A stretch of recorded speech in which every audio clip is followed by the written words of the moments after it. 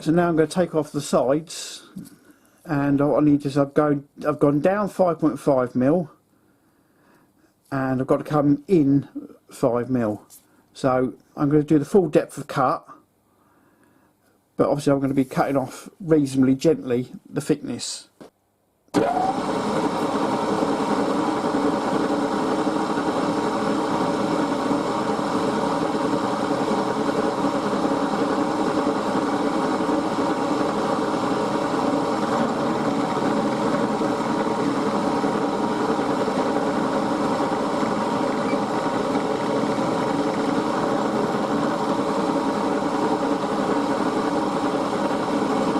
Going to go in 1/2 mil to start with.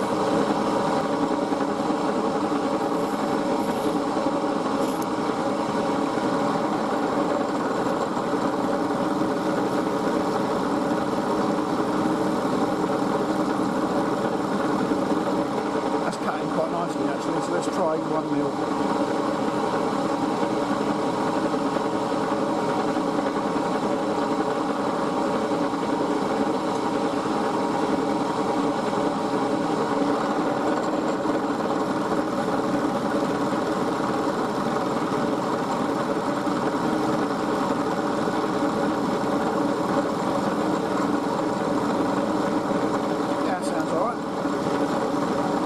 More than that actually.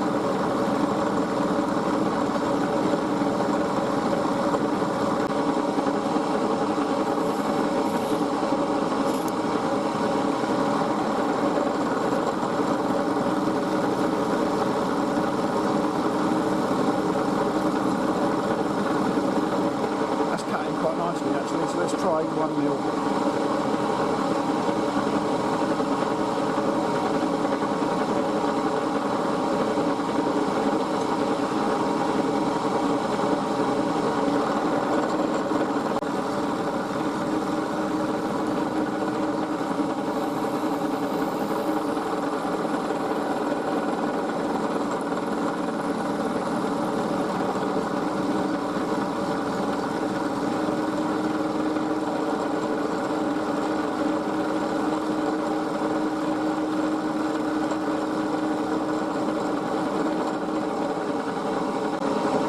Into metal 1.5 mil.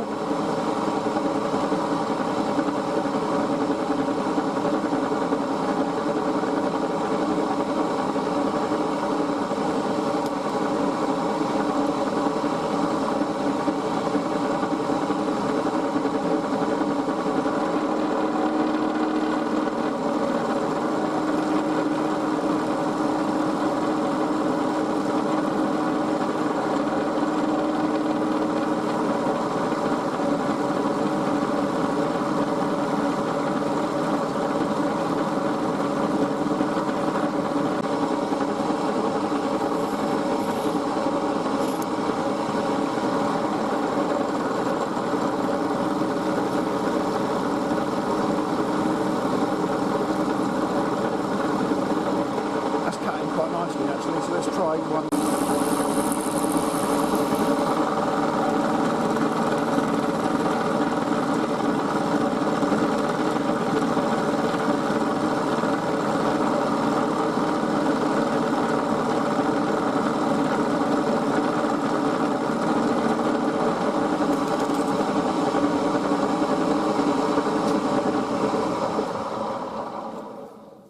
Right, next step.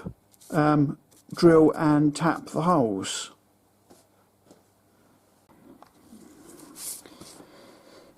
Right, what I've decided to go for is M6 drill, or sorry, an M6 thread in all the fixings, mainly because the little tabs that I showed you earlier on, these ones, will work as clamps if I use that size, and I think that's just a good use for them.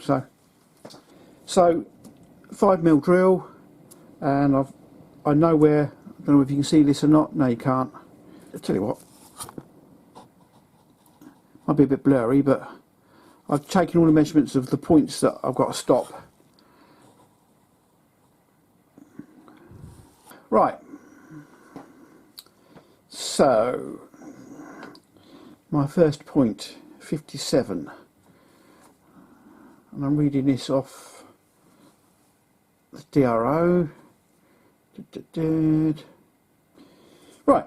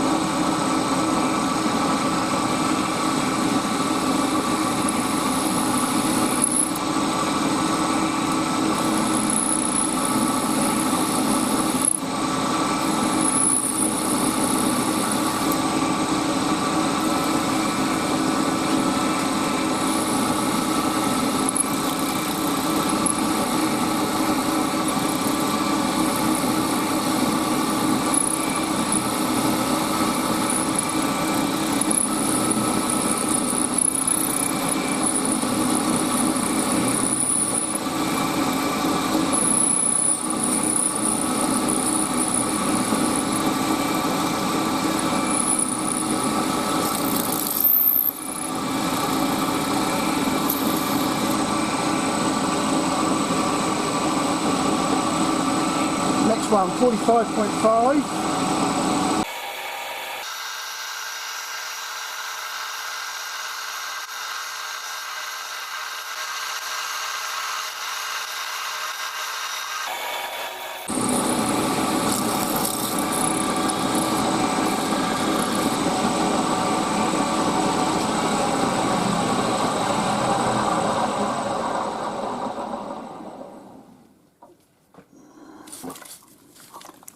Some bugger keeps making a mess. Clean it up and it gets dirty again. Right, so what I've got here is I've got a long one, and there's the cut there. I don't know if you can see. No, you can't even see because my fingers in the way.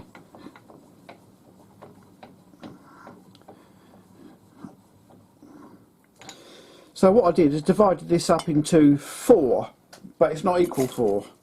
I've got a long one which stops just between them, so between those two holes.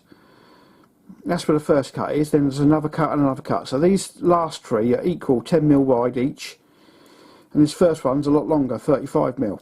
And the reason I've done that is because the rotary table has got quite a large gap in the middle, and this will bridge that gap between one side and another.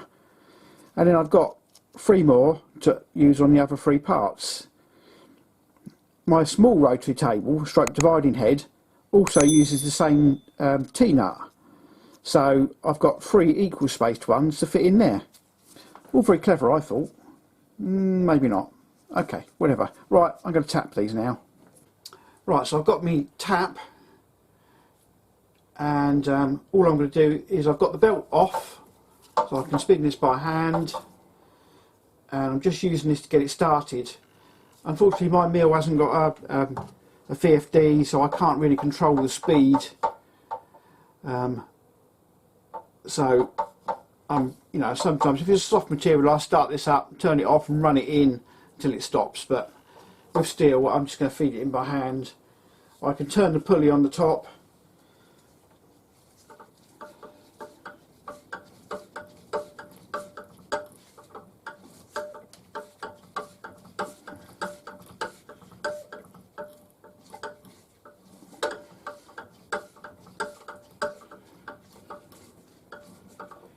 It's going in a lot easier than I thought it would, to be fair.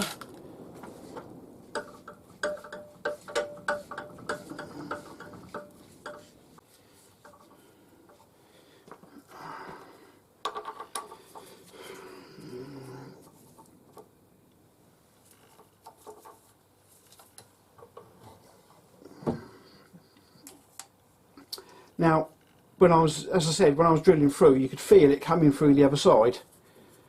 Because obviously, if this was a bit of tool steel, I've machined the top bit and I've machined the sides, so effectively you've gone through the harder outer case.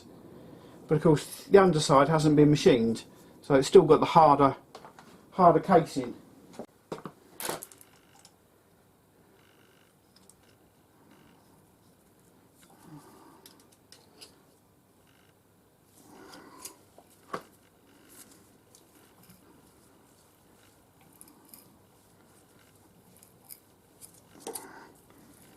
Yeah, that's all it is. It's just that harder outer casing.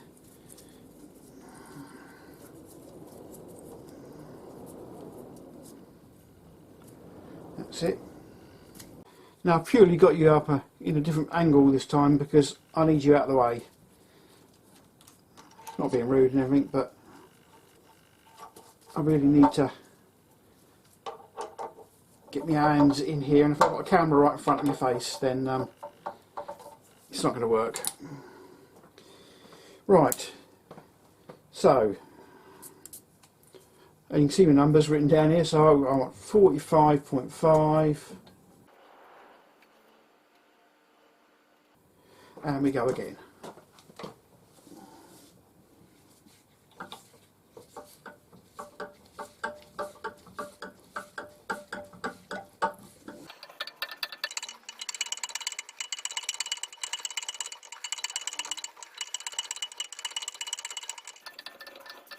Oh, that one went through all on its own, so that was good.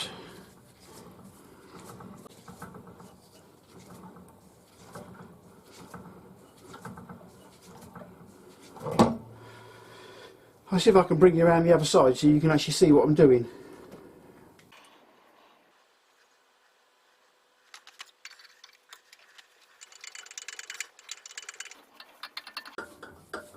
Now I'm only using a starting tap. I'm just going all the way through with it. I've heard people say, oh, you should still run a finishing tap through. But if I get over a bolt in a minute, I'll be able to put that bolt straight in through this thread. There's no need to go for a finishing tap. If you can go all the way through, you can just use the starting tap. Despite the fact that what some people say, or at least that's in my experience. As you can feel, it's going easy as anything now. So there's no change in diameter of that thread.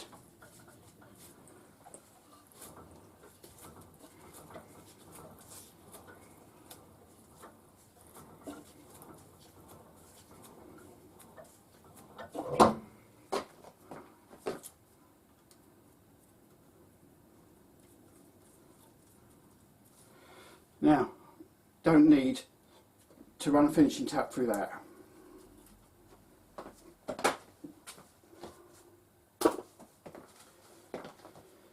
Right, so what I'm going to do is going to get the anchor grinder out and cut these off now. I'm not going to show you that, it's pointless. Right, here we have the final parts, and you can see the longer one, it's got 3 holes in it, and the others are all the same size. You can't see this one obviously because I've got a cap on it, but so the idea with the longer one is that I could bridge the gap here. Oh, it's gone too far, and it will capture on 2 T's either side, and I can then fix something dead centre, and of course it can be used as a normal T-star, T-nut. So I've got the others as well, and those fittings already work nicely as like some clamps. Probably make up some little studs rather than bolts. Bolts are okay, but you need a bit more adjustment, and it's easier to use a stud like you do in a normal clamp kit. What I could also do is possibly countersink these here, or drill 4 more and bolt this down as a fixture plate. So they're the options that I've got at the moment, and we're going to have to see now how I can make the most of these to get that curve cut. So that's the next little step, trying to work it out the best way I can. I think I'm probably going to mount the fixture plate on, I can still probably use a centre bolt here to fix that. We'll have to see. Right, for now that's these little T-nuts done. and I'll see you on the next one.